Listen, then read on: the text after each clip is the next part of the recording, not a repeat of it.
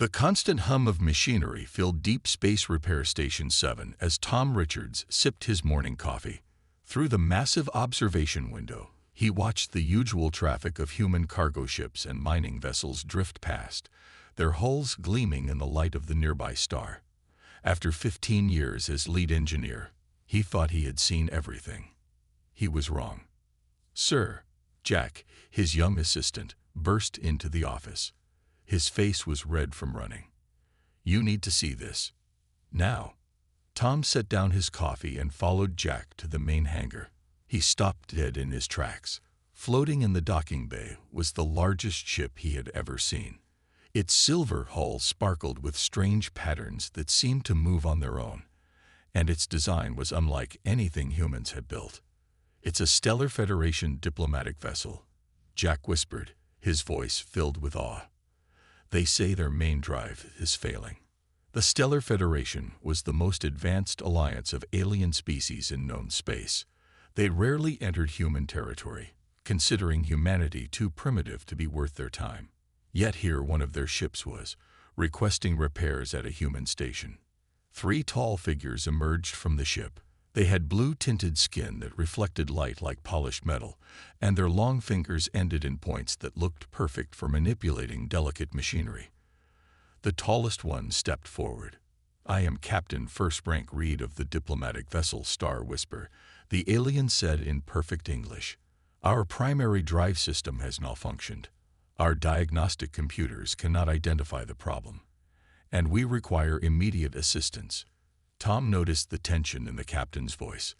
These aliens weren't happy about being here. They probably saw this as deeply embarrassing, having to ask humans for help. "I'm Tom Richards, lead engineer," Tom said, keeping his voice professional. "May I inspect the drive system?" The aliens exchanged glances. "Our drive technology is far beyond human understanding," one of them said. "Perhaps we should wait for a Federation repair vessel."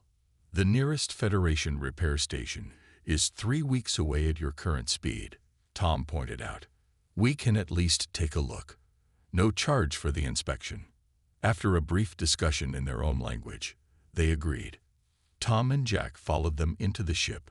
The corridors were spotlessly clean, with walls that seemed to glow from within. They reached the engine room, and Tom whistled softly. It was beautiful. A massive sphere of swirling energy contained within crystalline structures. "Our diagnostic systems show no errors," Captain Reed said, "yet power output has dropped by 60%. We've tried standard repair protocols, but nothing works." Tom pulled out his oldest and most trusted tool, a simple mechanical resonance scanner he had modified himself. The aliens watched with poorly hidden disdain as he walked around the drive sphere, listening to the rhythmic hums and clicks. "There's your problem," Tom said after 5 minutes. "You've got mismatched repair work. See these connection points?" He pointed to several spots where different materials met. "They're from different repair stations, aren't they?" Captain Reed looked surprised. "Yes, we've had minor repairs at various Federation facilities. Each station used their own technology to fix things. They work fine individually, but they're interfering with each other now. It's like trying to play music with instruments that are each tuned to a different scale." Tom pulled up a holographic diagram of the drive system. "Look here, and here, and here. 3 different types of quantum field stabilizers, each trying to maintain a different frequency. They're fighting each other, causing the power loss." The aliens stared at the diagram, then at their own readings. Captain Reed's eyes widened. "How did you identify this so quickly?" "Our diagnostic computers. Sometimes the old ways work best," Tom said, patting his scanner. "Computers look for what they expect to find. They don't hear the engine's song like a trained engineer does." "Can you fix it?" Captain Reed asked, his earlier disdain replaced with cautious hope. Tom nodded. "We'll need to standardize all the repair work, make everything speak the same language, so to speak. It'll take about 3 days. Do we have your permission to proceed?" The aliens huddled together, speaking rapidly in their language. Finally, Captain Reed turned back. "Proceed, Engineer Richards. We will observe your work carefully." As Tom headed back to gather his team and tools, he smiled to himself. This was going to be interesting. And if they succeeded, it might just change how the galaxy viewed human engineering skills. He had no way of knowing that this repair job would be the first step toward making human repair stations the most sought after in the known universe. Tom Richards stood in the engine room of the Star Whisper, surrounded by his best repair team. The alien crew watched nervously as the humans unpacked their tools, a mix of modern devices and what looked like ancient equipment by Federation standards. "First step," Tom announced. "We need to map out all the different repair signatures. Mark, you take the upper quadrant. Lisa, you handle the lower section. Jack, help me with the core readings." The team moved with practiced ease, their tools humming as they worked. Captain Reed stepped forward, his metallic skin reflecting the drive core's pulsing light. "Our ships usually rely on automated repair systems. Why do you insist on doing this manually?" Tom held up his hand-built scanner. "Because machines can't feel the little things. Listen." He pressed a button, and a complex series of tones filled the air. "That's your engine's voice. Hear how some notes don't match? That's what we need to fix." The alien engineers in the room looked at each other in confusion. One of them, whom Tom had heard called Tech Master Vale, spoke up. "But our diagnostic computers show no harmonic distortions." "That's because they're only looking at each repair separately," Lisa said as she worked. She pointed to a junction where two different materials met. "Your computers see two perfect repairs, but we can feel how they fight each other." Over the next few hours, the human team created a detailed map of every repair ever done to the ship's drive.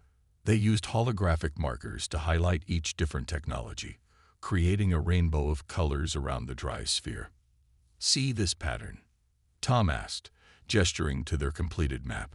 "You've got Centaurian quantum welds here, Rigelian phase locks there, and what looks like Arcturus-style power conduits connecting them. Each one is perfect on its own, but they're like puzzle pieces from different sets." The alien crew gathered around the display, their earlier skepticism giving way to curiosity. Tech Master Vale studied the pattern intently. I have never seen it displayed this way before. The interactions are obvious now." "That's the human touch," Jack said proudly. "We don't just look at the parts. We see how everything works together." Tom laid out their repair plan. "We'll standardize everything using Universal Engineering Protocol 7. It's older tech than what you're used to, but it's compatible with all known repair methods. Think of it as a common language all these different repairs can speak." "But that protocol is centuries old," Captain Reed protested. "Surely modern techniques would be better." "Newer isn't always better," Tom explained, pulling up another hologram. "Look at this simulation. Modern techniques are like trying to write one story in 10 different languages at once. The old protocol is like having everyone speak the same simple language. Not as fancy, but everyone understands each other." The aliens watched in amazement as the human team began their work. Instead of relying on automated systems, they physically traced each power line, tested every connection, and carefully replaced incompatible components. They used their hands and simple tools where alien engineers would have deployed robots. "Your methods are unexpected," Captain Reed admitted, watching Tom adjust a power coupling by hand. "But I cannot argue with the results. The drive's power output has already increased by 15%. Tom smiled as he worked. "That's because we're not just fixing the symptoms, we're healing the whole system. By this time tomorrow, your drive will be running better than it has in years." The alien engineers began taking notes, recording every detail of the humans' work. They were particularly fascinated by how the repair team communicated, sharing observations about sounds, vibrations, and energy patterns that their advanced sensors somehow missed. As the first day of repairs ended, Tom caught snippets of excited conversation among the alien crew. They were already discussing how to adapt some of these primitive human techniques for their own use. The Federation's opinion of human engineering skills was changing, one repair at a time. Little did they know, this was just the beginning of what would become a revolution in galactic repair standards. 1 month after repairing the Star Whisper, Deep Space Repair Station 7 was busier than ever. Tom Richards stood at his usual spot by the observation window, but instead of human cargo ships, he watched a line of alien vessels waiting for their turn to dock. Another Federation ship just dropped out of faster-than-light travel, Jack reported, checking the station's sensors. That makes 5 in the crew now. Tom nodded, taking a sip of his morning coffee. Word travels fast in space. Did you see the message Captain Reed sent to Federation Command? He told them our repair work made the Star Whisper's drive 20% more efficient than when it was new. The station's comm system crackled to life. Repair Station 7. This is the merchant vessel Golden Path. We have critical system failures in our navigation computer. Requesting immediate assistance. That's a trading guild ship, Lisa said, looking up from her workstation. They usually avoid human space completely. They must be desperate. Tom keyed the comm. Golden Path. This is Lead Engineer Richards. You're cleared for emergency docking in Bay 3. We'll be ready. The Golden Path was a massive ship, its hull decorated with intricate patterns that marked successful trade voyages. As soon as it docked, 3 insectoid aliens hurried out. They were traders, known throughout the galaxy for their advanced technology and distrust of primitive species. Our navigation system is completely dead. The lead trader clicked in translated English. We tried to get repairs at 3 different guild stations. None could fix it. We heard rumors about this place. Tom led them to their ship's bridge. The navigation console was a mess of holographic displays, showing error messages in a dozen languages. Most repair teams would have started by running diagnostic programs or consulting repair manuals. Instead, Tom sat in the pilot's chair and placed his hands on the control surfaces. Tell me what happened right before it failed. The traders exchanged confused looks. We were plotting a route through the Carina Nebula, one explained. The displays flickered, then everything went dark. The backup systems failed too. Tom closed his eyes, feeling the subtle vibrations in the controls. He pulled out his old scanner and pressed it against different parts of the console. After a few minutes, he smiled. Your quantum positioning system is out of sync with your star charts, he said. See, the Guild uses crystal matrix computers. They're incredibly powerful, but they're sensitive to nebula radiation. The Carina Nebula altered your positioning crystal structure just enough to create a mismatch. The traders buzzed with surprise. How can you know this? You haven't even opened the access panels. Don't need to yet. The vibration patterns tell the story. Tom pulled up a simple diagram on his datapad. Your positioning system thinks it's in a slightly different universe than your star charts. It's like trying to read a map that shifted 1 centimeter to the left. Small difference, big problems. Can you fix it? The lead trader asked. Already have the solution planned. We'll use an old human trick, a physical calibration system as a bridge between the quantum components. It's not as elegant as pure quantum computing, but it's radiation-proof. As Tom's team worked, more alien ships arrived. A militant Empire cruiser with weapon systems problems, a science collective research vessel with failed shields, even a mysterious ship from the rarely seen deep space nomads, its entire power grid unstable. Word spread faster than light across the galaxy. The humans at Station 7 could fix things others couldn't. They didn't just repair ships, they made them work better than before. Their primitive methods worked on technology they'd never seen before. In the station's break room, Tom looked at the growing repair schedule on his screen. We're going to need more engineers, he said to Jack, and bigger docking bays. Already on it, Jack replied. I've got 50 applications from our best engineers across human space. Everyone wants to be part of this. Tom smiled, watching through the window as their latest satisfied customer, the Golden Path, powered up its newly repaired systems. Its engines glowed with a steadiness that seemed to reflect the growing trust aliens were placing in human expertise. The galaxy was changing, one repair at a time. The emergency alarm blared through Deep Space Repair Station 7, jolting Tom Richards awake. He had fallen asleep at his desk, surrounded by repair schedules and technical diagrams. Emergency broadcast from Sector 12. Jack's voice came through the station speakers. "Tom, you need to see this now." Tom rushed to the control room. The main screen showed a massive ship drifting in space, its engines dark. Warning symbols flashed around its image. Lisa was already there, her face pale as she read the incoming data. "It's the Star Seeker," she said, "a refugee transport carrying 15,000 civilians.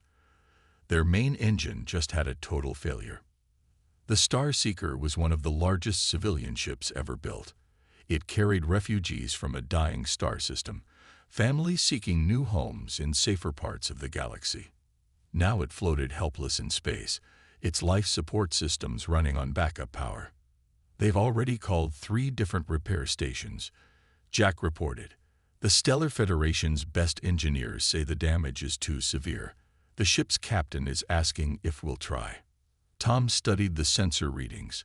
The Star Seeker's engine was unlike anything he'd seen before. It used technology from at least 5 different alien species, all modified to work together. Or at least it had worked until now. "How long until their life support fails?" Tom asked. 48 hours at most," Lisa answered. "They've got children aboard, Tom. Whole families." Tom made his decision. "Tell them we're coming. Get our mobile repair ship ready, and call every off-duty engineer back to the station. We'll need everyone." 6 hours later, Tom stood in the Star Seeker's massive engine room with his team. The ship's captain, a tall alien with crystalline skin, waited nervously nearby. Around them, refugee families huddled in corridors, watching the humans with desperate hope. 3 Federation repair crews said this was impossible. The captain said, "The engine design is too complex. Too many different systems tied together." Tom walked around the giant engine core, his old scanner in hand. The engine was a maze of different technologies, each added by a different species trying to help the refugees. Like the Federation ship they'd fixed before, but 100 times more complicated. "Your engine is like a choir," Tom explained, "where every singer is using a different language and a different tune. We need to make them all sing the same song." He turned to his team. "Mark, start mapping the power flows. Lisa, check the quantum fields. Jack, help me trace these connection points. This is going to be the hardest job we've ever done." The next 40 hours were a blur of non-stop work.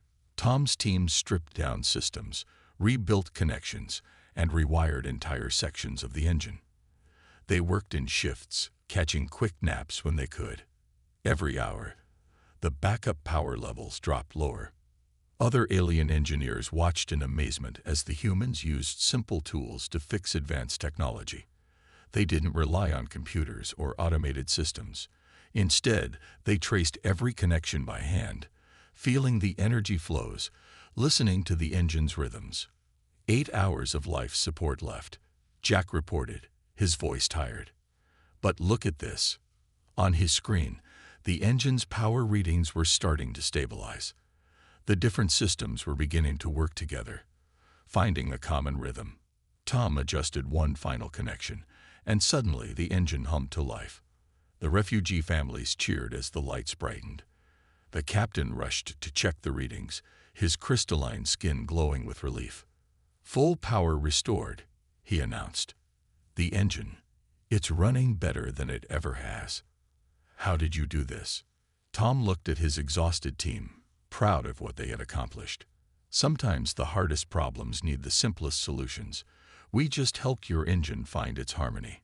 As emergency calls from other ships began coming in, Tom knew this repair would change everything. The galaxy would never again doubt what human engineers could do. News of the Star Seeker's repair spread across the galaxy like wildfire. Deep Space Repair Station 7 became even busier. But Tom Richards and his team faced their biggest challenge yet. Unknown ship dropping out of faster-than-light travel. Jack announced one morning. It's huge. Through the station's windows, they watched as a vessel unlike any other appeared. It looked like a floating city, its hull covered in patterns that shifted and changed like flowing water. "This is the Stellar Dream," a musical voice came through the comm. "We are from the Outer Rim. We heard of your skills with impossible repairs." The ship's captain, who looked like a living cloud of light, met them in the docking bay. "Our main drive uses technology even the Federation hasn't seen yet. But it's failing, and none of our engineers understand why." Tom led his team aboard. The engine room was breathtaking. A sphere of pure energy contained by rings of floating metal that moved in complex patterns. "We've never seen anything like this," Lisa whispered, her scanner showing strange readings. "Maybe not," Tom said, pulling out his trusted old tools. "But engineering basics are the same everywhere. Energy is energy. Movement is movement. Let's start with what we know." The team split up, each taking a different approach. Mark studied the engine's power flow patterns. Lisa analyzed the strange metal rings. Jack recorded the engine's sounds and vibrations. "Look at this," Tom said after an hour. He pointed to where the energy sphere touched the moving rings. "See how the patterns change. It's like waves on a beach. The energy isn't failing. It's out of rhythm with its container." He drew a simple diagram on his datapad. "Think of it like a dance. The energy wants to move one way, but the containment rings are moving another. They need to match steps." The alien engineers watched in confusion as Tom's team began using very basic tools. They measured the ring's movement with simple timing devices. They tracked energy flows with handheld sensors. Instead of relying on complex computers, they used their eyes and ears. "Your methods are primitive," one alien engineer said, his light dimming slightly. "Sometimes simple is better," Tom replied. He held up his old scanner. "This can't tell us everything about your advanced technology, but it can tell us about rhythm, flow, and balance. That's what we need right now." The team worked through the night, trying different approaches. They adjusted the ring's movement patterns. They modified the energy containment fields. Each time something didn't work, they learned from it and tried something new. "The problem isn't the technology," Tom finally announced. "It's the timing." He showed everyone his datapad. "Your engine works like music. The energy is the melody. The rings are the rhythm. Right now, they're playing different songs. Using parts from their own repair stock and pieces of the ship's spare systems, Tom's team built something new. A simple device that could sense both the energy flow and the ring's movement. It wasn't pretty, but it could help them match the patterns. "This is your solution?" the captain asked, looking at the rough-looking device. "It seems so basic." "Watch," Tom said. He activated the device. Slowly, the energy sphere's pulses began matching the ring's movements. The engine's hum changed, becoming stronger and steadier. "Power output increasing," Lisa reported excitedly. 40%, 60%, 80%, full power restored." The alien engineers rushed to their monitors, amazed by the readings. Their advanced sensors showed something they thought impossible. The engine was running more efficiently than ever before. "How?" the captain asked, his form glowing brighter with excitement. "Our best engineers couldn't solve this." "Sometimes you need to step back to see the whole picture," Tom explained. "Your technology is amazing, but it still follows universal principles. We just helped it find its natural rhythm again." As the Stellar Dream prepared to leave, Tom knew they had done more than fix an engine. They had proven that human innovation could solve problems that even the most advanced aliens couldn't figure out. Deep Space Repair Station 7 had never looked so crowded. Ships from every known species filled the surrounding space, their different designs creating a beautiful pattern against the stars. Inside, Tom Richards adjusted his uniform collar nervously. The station was hosting the first-ever Galactic Engineering Summit. "The main conference room is ready," Jack reported. "We've got engineers from 27 different species out there. Even the Stellar Federation sent their chief engineer." Tom nodded, looking at his notes one last time. After the successful repair of the Stellar Dream, the Federation had organized this gathering. They wanted to understand how humans could fix technology they'd never seen before. The conference room was a sight to behold. Crystalline beings sat next to cloud-like energy forms. Insectoid traders shared space with metallic-skinned Federation engineers. All of them turned to watch as Tom walked to the front. "Welcome to Station 7, Tom began, his voice clear and steady. "Many of you have asked how we fix such different types of technology. The answer is simpler than you might think." He picked up his old scanner, holding it up. "This tool isn't very advanced, but it helps us listen to machines. Every engine has a voice. Every power system has a rhythm. Our strength isn't in having the best technology. It's in understanding the basics that connect all technology." Tom played recordings from different ships they had fixed.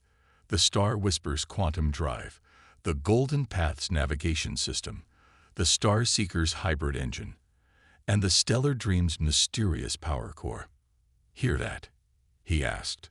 "They all sound different, but they follow the same rules. Energy flows like water. Systems work together like dancers.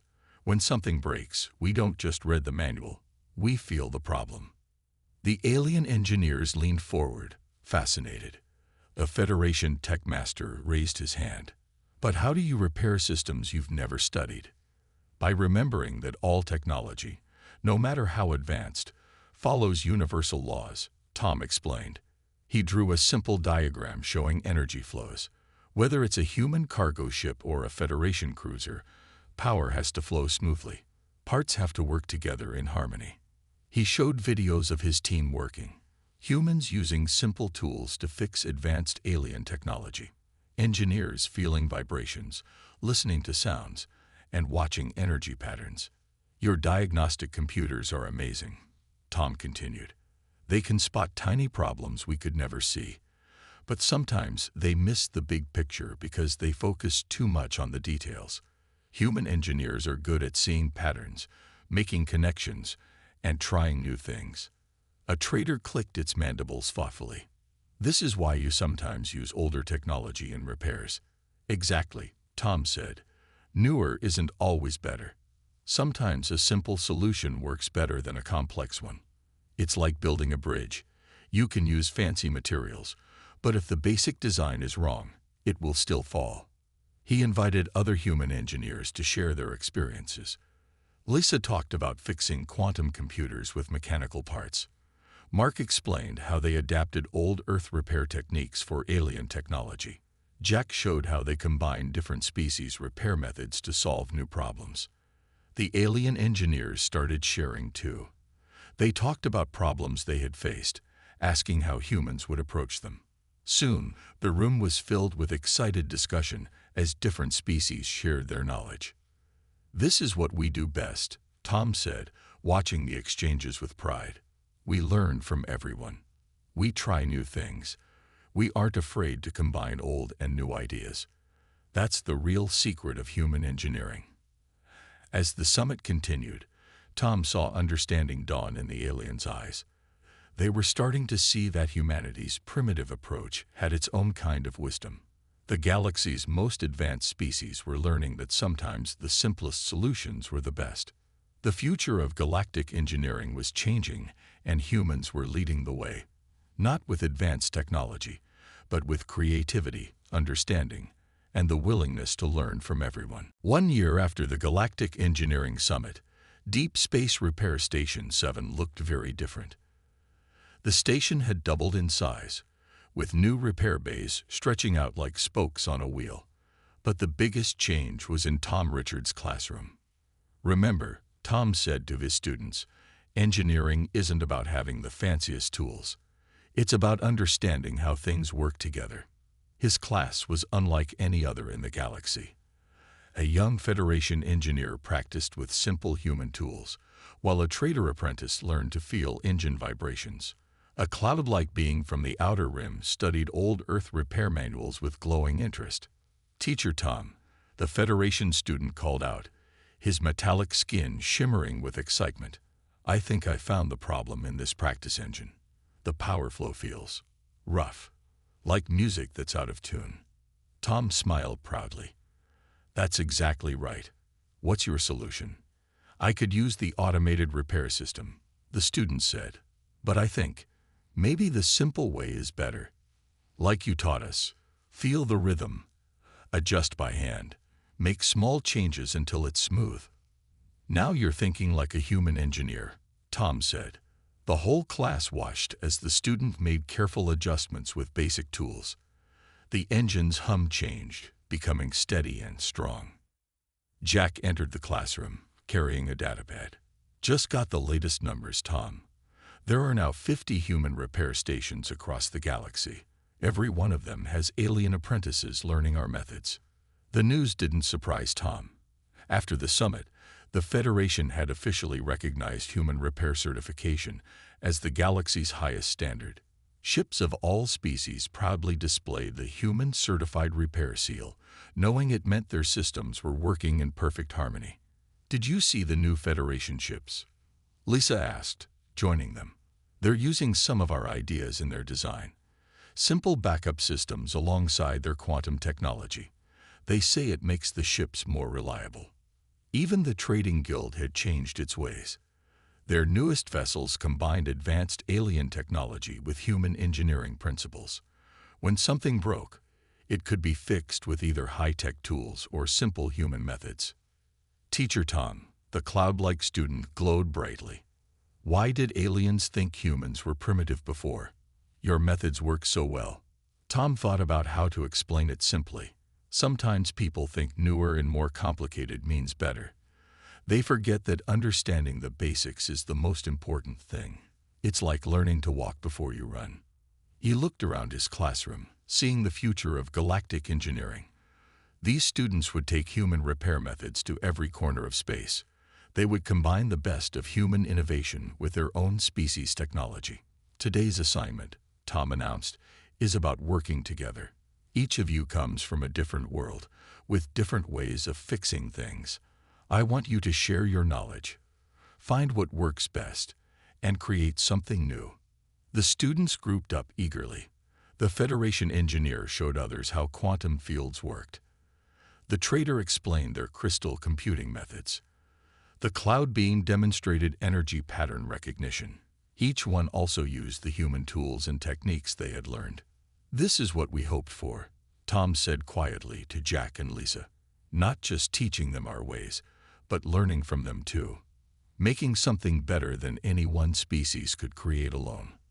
Through the classroom window, they watched ships coming and going from the repair station. Each vessel carried stories of human engineering skill to distant stars. But more importantly, they carried a message that the simplest solutions often solved the biggest problems, and that working together made everyone stronger. As Tom turned back to his students, he knew that humanity had found its place in the galaxy, not through weapons or power, but through the simple wisdom of understanding how things worked and the willingness to share that knowledge with everyone.